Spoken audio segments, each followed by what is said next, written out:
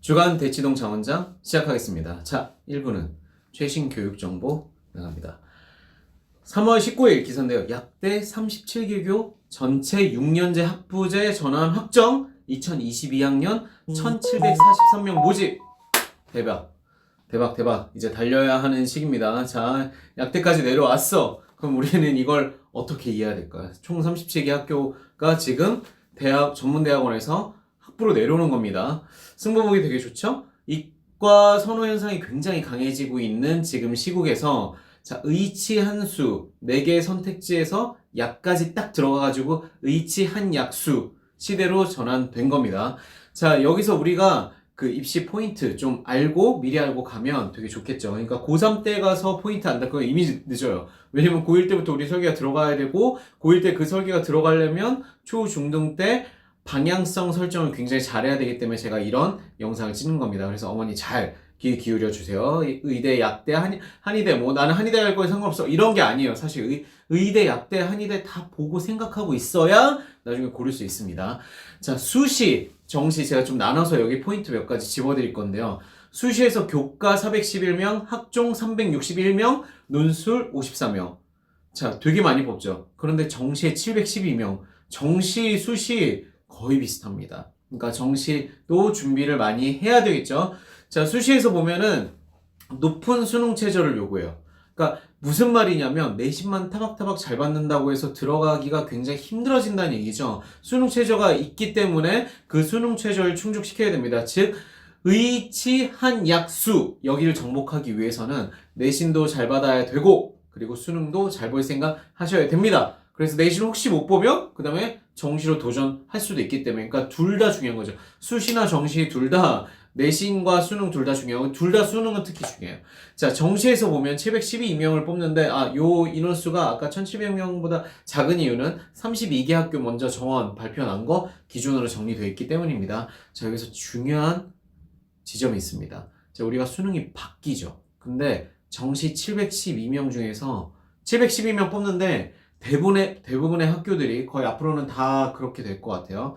미적 기하가 필수입니다. 꼭 의치 한약수만 그런 게 아니죠. 상위권 이공계 이과 최상위권 대학들 이과 계열은 지금 미적 기하 필수를 거의 기본으로 삼고 있습니다. 즉 내가 수능이건 고등을 준비할 때 공통수학 상화 수원수투를 하고 나서 이제 무엇을 할 것인가 생각할 때 확률 통계 선택했다면 못 갈 수 있다는 얘기죠. 그래서 미적 기하 필수라는 거 알고 준비를 하셔야 됩니다. 자, 2022 의약학 계열 선발 비율을 보면 수능 미반영이 8.5 밖에 없어요. 즉 수시고 정시고 거의 수능이 반영된다고 생각하시면 됩니다. 자료 집에 따르면. 그래서 이거 우리 주위에서 봐야 되고요. 자, 두 번째 소식 3월 8일 기사 보면 돌풍의 핵 2022 의치 한약수 지역 선발 21.1%. 자, 지역 선발 안 뽑는 학교도 있습니다. 뽑는 학교들은 거의 30% 정도를 지역 선발로 뽑는다고 생각하시면 돼요. 그러니까 들어가는 신입생 중에 5명 중에 1명 이상은 지역 인재인 거죠. 자, 그러면 우리 지역에 무슨 의대, 의치 한약수가 있는지 잘 보시고 지금부터 설계 쫙 잘 만들어 가시면 대치동 안 오셔도 의대, 약대, 한의대, 치의대, 수의대 가실 수 있습니다. 자, 2022 의치 한약수 지역 전국 선발 규모 보면 지역 선발 의대 25.4, 치대 21.2, 수의대 17.9, 한의대 17.5, 약대 15.6. 그래서 에버리지가 21.1인데 의대가 되게 높죠? 되게 좋은 소식입니다. 화이팅. 자, 달리세요. 이거 생각하면서 우리 희망을 갖자고요. 자, 그리고 세 번째 소식 3월 16일 기사인데 2022 통합형 수능 유불리 논란 보정책의 실효성이 있을까? 자, 수능 이렇게 정책이 계속 바뀌어요. 정책이 계속 바뀌어주면 사실 대치동은 되게 즐겁습니다. 왜냐면 공교육의 대응속보다 사교육의 대응속도가 더 빠를 수밖에 없어요. 정책을 계속 뒤집는 게 사실은 공교육의 신뢰도가 떨어질 수밖에 없는 거고 바뀌는 정책을 가장 먼저 저희가 대비하기 때문에 되게 좋습니다. 정책 입안하시는 분들이 이렇게 계속 바꿔주시는 거 자, 우리는 웃으면서 저희는 대응해드릴게요. 그래서 제가 한 가지 포인트 드리면 어머니들 이 영상 보시는 분들만큼은 학원을 다니건 대치동에 있건 상관없어요. 어머니, 아버님이 공부해주시면 아이의 미래가 당연히 밝아집니다. 왜냐면 정보가 계속 바뀌어요. 시장이 흔들릴 때 정보를 가장 먼저 가지고 대비하는 자가 이기는 겁니다. 제가 재밌게도 지방에 있는 학원들 보면 정말 열심히 하시는 강사나 원장님들 분명히 존재하지만 적지 않은 수, 저는 거의 과반수 이상이라고 말씀드릴게요. 지금 바뀌는 시스템에 대해서 공부를 안 하시는 분들이 너무 많습니다. 공부하시고 그 내용으로 커리큘럼 변경해 주시면 아이들한테도 훨씬 더 좋겠죠. 그리고 어머니가 기준점 명확히 잡아주시는 게 사실 제일 좋아요. 자, 교육뉴스 읽어주는 장원장. 통합형 수능, 이과 유리할까? 대부분 유리하다고 보죠. 왜냐면 같이 보니까, 같이 보는 과목들이 있죠. 국어랑 제가 어떻게 변했는지 말씀을 드릴 건데, 자, 국어랑 수학에서 통합 영역이 있고 거기서 점수가 같이 산출된다면 당연히 불리할 수밖에 없습니다. 물론 이미 지금 이과형 공부를 하지 않으면 더 불리하다는 얘기를 당연히 많이 해요. 제도상. 자, EBS 연계가 70%에서 50%까지 떨어집니다. 사실 좋은 소식은 아니죠. 자기 힘으로 공부하는 친구들에게 사실 좀 더 편하게 공부를 할 수 있는 방법이 EBS 교재를 잘 보고 준비하는 건데 그게 떨어진대. 더군다나 여기서 진짜 폭풍의 핵. 영어 100% 간접 연계. 영어가 실질적으로 학력 격차가 굉장히 큽니다. 수학도 당연히 크다고 얘기하지만 수학은 그래도 어느 정도 다는데 영어는 미리 갖춰진 애들은 좀 편하게 많이 가요. 강남 애들이 좀 많이 유리하다고 저는 봅니다. 많은 교육 전문가 당연히 그렇게 생각하겠죠. 그런데 이제 간접 연계로 바뀐대. 거기다가 주요 대학들이 발표를 합니다. 영어의 영향력을 강화합니다. 어떻게 강화하냐고요? 내신 반영, 수능 반영 비율에서 등급이 하나 떨어질 때마다 마이너스 0점 몇 점, 0점 몇 점 이러다가 이게 점수가 더 커졌어요. 마이너스 0.2점만 빼다가 0.5점 막 이렇게 점수를 깎는 비중이 더 커졌다고 보시면 돼요. 절대 평가로 해서 점수가 전혀 안 들어가는 게 아니죠. 등급에 따라서 감점을 합니다.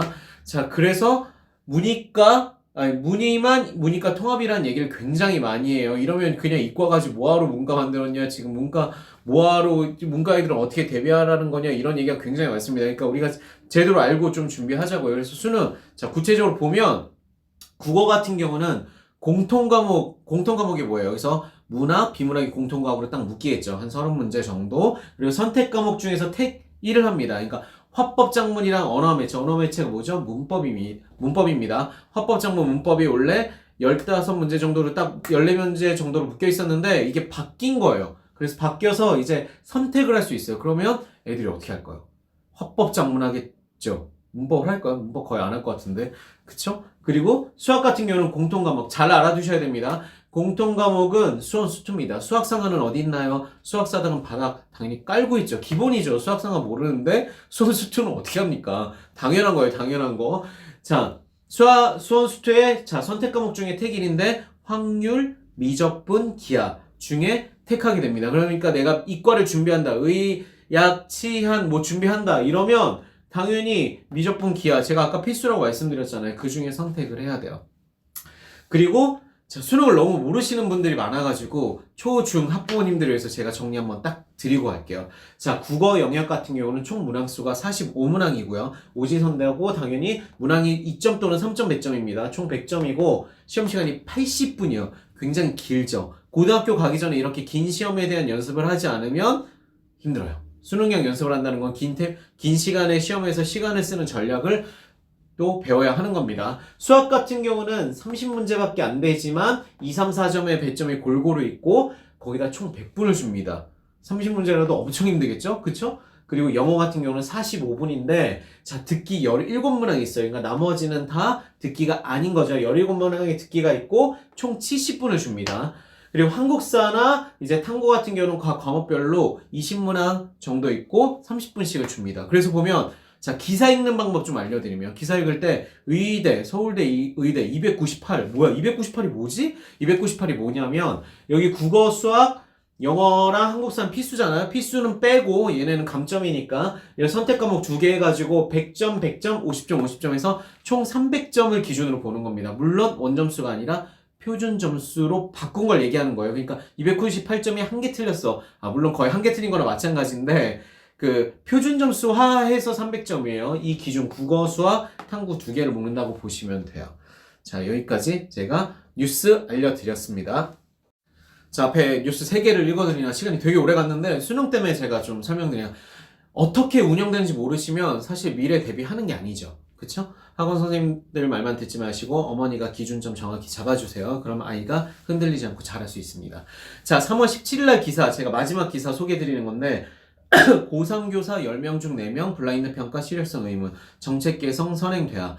물론 뭐 어떤 교사들을 샘플링해서 이걸 물어봤는지 모르겠지만 대부분의 경우는 좀 의문을 가지고 있죠. 실효성이 진짜 있는지. 왜냐면 블라인드 평가했을 때 어떻게 됐어요? 2022 서울대 수시 보면 일반고 비중이 떨어졌습니다.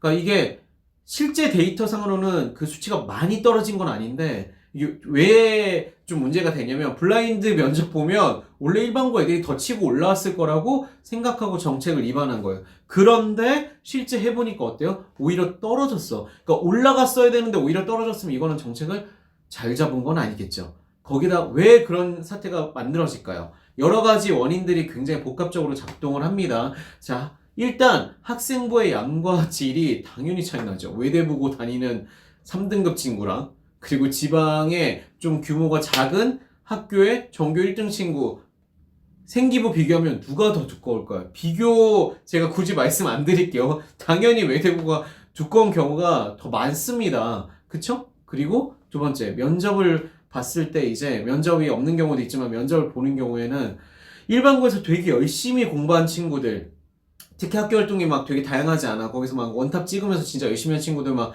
1.0대 막 내신을 만들었는데 특목 자사고 있는 친구들은 더 어려운 컨텐츠를 공부합니다. 그렇기 때문에 더 많은 활동을 하고 수없이 많은 발표를 하고 디베이팅을 하기 때문에 이미 자동반 면접 준비가 돼 있어요. 말하는 수준이 그냥 다르다고 보시면 돼요. 누구의 잘못은 아닙니다. 그런 학교를 선택했기 때문에 얻을 수 있는 이점이겠죠? 따라서 이제 보면 면접이건 학생부를 볼 때 지원 온다고 해서 출신 학교를 전혀 우리가 유추하는 게 불가능할까요?